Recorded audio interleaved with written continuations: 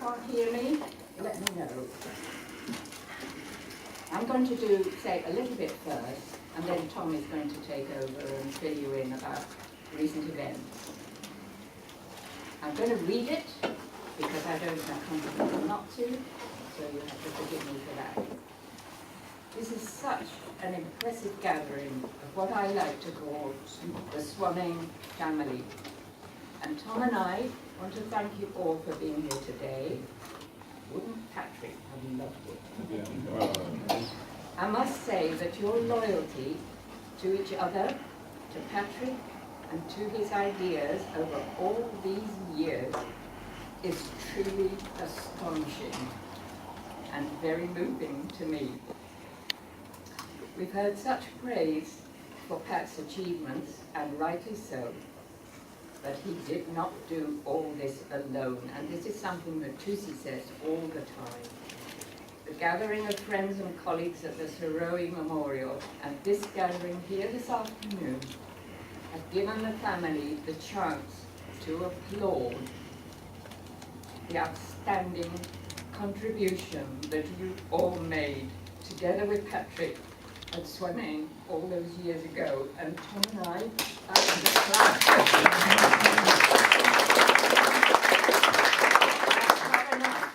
In Botswana, they stamped and cheered and whistled.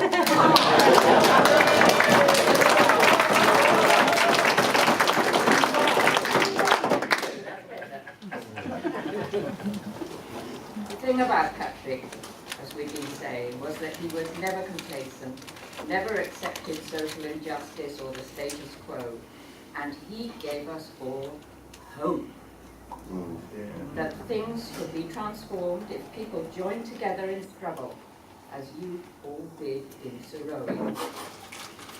I want you all to know that the family have been working over recent years to build on Patrick's legacy, to look to the future, and to honour your incredible work in creating Swaneng, because I want you to know that that particular period was absolutely seminal to all Patrick's later work and thinking. And let's say big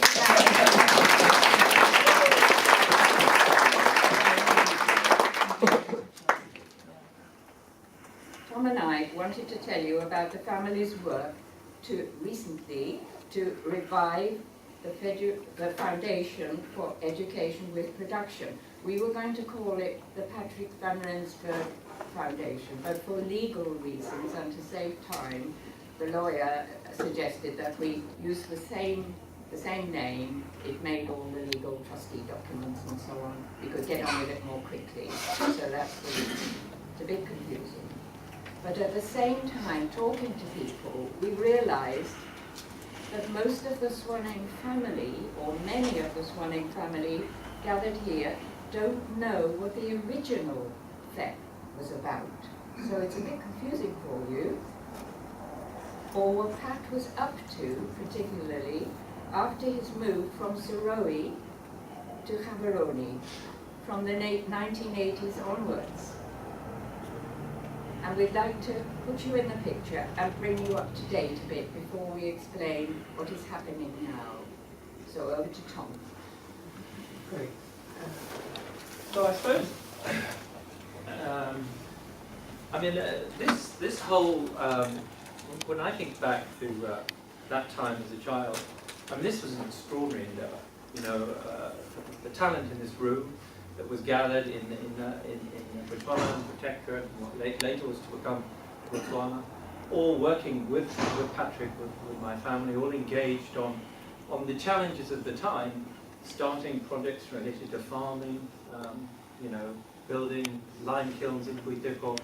This was a truly sort of extraordinary event, and to have grown through that, was quite extraordinary. But I suppose one of the key contributions was what emerged out of that. This innovative form of education, because the sort of education production model that was generated got contributions from all of you, and many of the other people who are not here today who were working at that time. And that model essentially was not standard conventional vocational education. We all know that, and it was developed to challenge inequalities, income inequalities, gender inequalities, and racial inequalities, and develop a new model in which you know, students would have skills, but they would also engage in dealing with those challenges in society. And I suppose, you know, what Patrick did after that period from 1980 onwards, many of you will have got glimpses of that, but what I'd like to do is just give you a glimpse of what happened when he moved to Gaborone from that period. And I suppose one of the things that he tried to do then was to take those ideas in Swaneng around education with production and really to give them an international perspective. So it was quite unprecedented at the time, but he received 10 years funding to create this international, FEP International, the Foundation with Education and Production, which would have this sort of global outreach and connected to all the Southern African countries. They had a very successful Zimbabwe FEP, Lesotho FEP, and they had projects in the Caribbean, as Ali was attesting to. And also, a lot of the projects and ideas that were written down in Swaneng was a process of formalizing that. Formalizing it in curriculum, in international conferences, in curricula that in new textbooks. We know of development studies and cultural studies and the environmental studies that reflected the Botswana of the time, that reflected the region. And so he had academics at those conferences, people writing those textbooks, engaging with teachers in the schools. And that process of formalizing that, there was a journal at a theoretical level that was would get international input. He worked very closely with John Conradi at the time. This was supported by international funding from outside, this block funding for a period of 10 years. And it was an enormous privilege for me to work with him at that time. I spent about a year with him on a project called Tutu Letiro, which was building on a lot of those ideas at the time. So, you know, I had this experience as a child, but to work with him during that time and get a glimpse of the man was a very special, very enriching period of my life. And I suppose in recognition, in international recognition of the contribution towards innovative education, he was awarded the Right Livelihood Award in 1991. And through his connections, there was the introduction of permaculture, an innovative, sustainable form of education. And he actually got Bill Mollison out there in the Mahwari Hills, sort of marking out plots and you know, doing these permaculture designs. And then I suppose he also initiated at a practical level a number of other projects. So Twarohana Enterprises was one of those in Gaborone, and some of that involved building work, but also entrepreneurial activities and production units.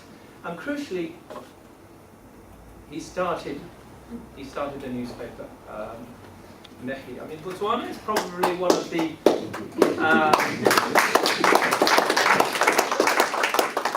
Botswana is known for its governance, and it's that sort of civil society element, an open media that can challenge and question and be critical. And I know during the early days when John worked with him on getting that paper going, it wasn't easy. It was a huge challenge to do that. So to have successfully launched that paper, which is now one of the leading dailies in Botswana, was quite an extraordinary achievement.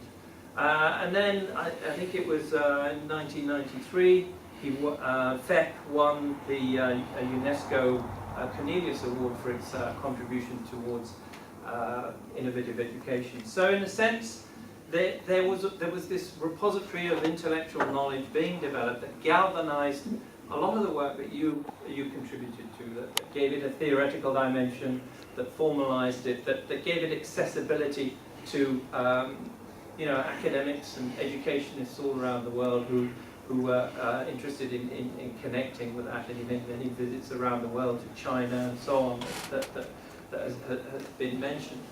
And I suppose, around about sort of 2000, 2001, he had started these projects locally in South Africa as well.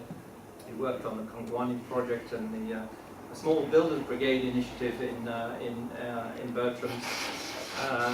But what we felt as a family was around about 2003, 2004, when he was really too old, or maybe he should be diversifying away from pushing the wheelbarrows and mixing cement, was that so much had been gathered in terms of a repository of knowledge and a set of intellectual ideas, really, that it needed to be documented, it needed to be, and that he should maybe be going around to conferences and so on. And so Muthusi and Liz and I, we started to sort of develop some of those ideas as a website, and we thought it would be very good to develop a website that would accurately reflect a lot of the work that he'd done. This is just by way of answering that question as what's been happening since, what can come out of this legacy. But I mean, it was very unfortunate around about 2007, 2008 that Patrick developed quite serious dementia. So he wasn't really able to sort of engage with that and take that on. And subsequent to that, around about 2009, and 2013, I mean, I don't know whether anyone has ever walked into that Gaborone office of Patrick's. But it was absolute chaos when I was there. And yet there's such a treasure trove of history, of information. And so we wanted to pull that all together, develop a website and basically archive a lot of that material. And the initiative since then, in 2013, to do precisely that. And Major, who worked out she's a development economist based at UCT, of course, many of you probably know her, and she made a visit to Peter Callaway as well, with Frank Youngman, who's educationist at the University of Botswana, and they talked to Tusi and about the idea of archiving a lot of this material. And Tusi said, "Well, look, you're pushing an open door here. The family would love to do that." And so a series of events were set in train whereby that material is being gathered by Dr. Peter Savina and some of his colleagues and students. And Liz went out a number of years ago to really start pulling that together. So a number of student projects have happened around it. And Tusi also put the idea out there of starting a new trust. Not the Patrick van Rensburg Trust, but a trust to essentially take over. And so there are a number of trustees. Frank Youngman as chair. He's a well-known educationist in Botswana, adult educationist. Ditsunela Makwati, who's for many years been involved in the community development and brigade projects. Muthusi is there, and then Babana Badisang, who's a librarian, who's going to make a contribution to the archival role, and Hamish Bowie, who's a long-time colleague and an accountant, and then myself and my sister Joanna as sort of observers, trustee observers. So there is this attempt, and what's been happening now is that a lot of the issues around consolidating any assets that FEP has and so on, and that's taken some time. This board has been initiated now, but there is an endowment from that, and the idea is that there will be an small interest from the endowment, and from that there will be initiatives. We're hoping that educational projects, conferences, workshops that reflect the EWP legacy and many of the ideas that he stood for and that agenda can be initiated. And so, at some point, a young person, a group of young people with the same sort of motivation around this philosophy and idea, we hope that doing this will make it easier for people to access this and build on those ideas. We have challenges in our world, and a lot of that repository of knowledge, and you made a big important contribution to it. You know, there are solutions developed, and what I think is extraordinary is that, you know, we all live our lives, and we have incomes to generate, families to feed, but every person in this room and every person that went out there engaged. You all gave something up, you know, this idea of provision to you know, people that were less fortunate in a development sense. And it's that engagement, that ethic of contribution, the way we engage with our societies beyond our immediate needs and our families, which is something that we hope this initiative and the new board will continue to keep alive and to celebrate and to nurture,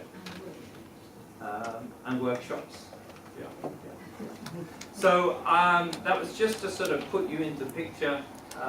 So there is this trust. There will be information flowing from it, and I suppose from that intervening period, because there were many activities, the co-ops, community development work that all flowed from Botswana. And my brother is working in Saroe, and that old site that was Kuiteko in Newtown, he has very much engaged, started this community development initiative. So he's continuing very much in a sort of applied sense, that legacy, and he works with people like Ditsonella are on that board, and Pelotona, all those people that worked with Patrick in the 1960s are still influenced, are still engaged in that.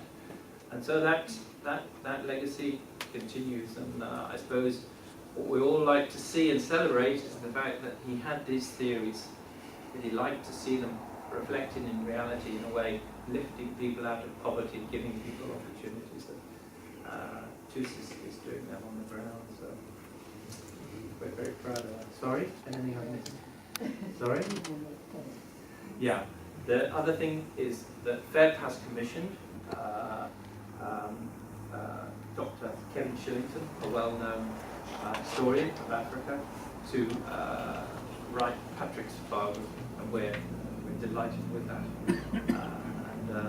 So I know Kevin is making progress on that. So it's for the family. This is hugely important, because I know Patrick worked on his book. It was a huge monolith in the film, and I think what we're going to see is something that's much more packaged. And so thank you all. It's an enormous privilege for our family to have you here with us, and you've shaped our lives. I'd just like to thank you on behalf of my family, Mutusi, and I, for all coming along.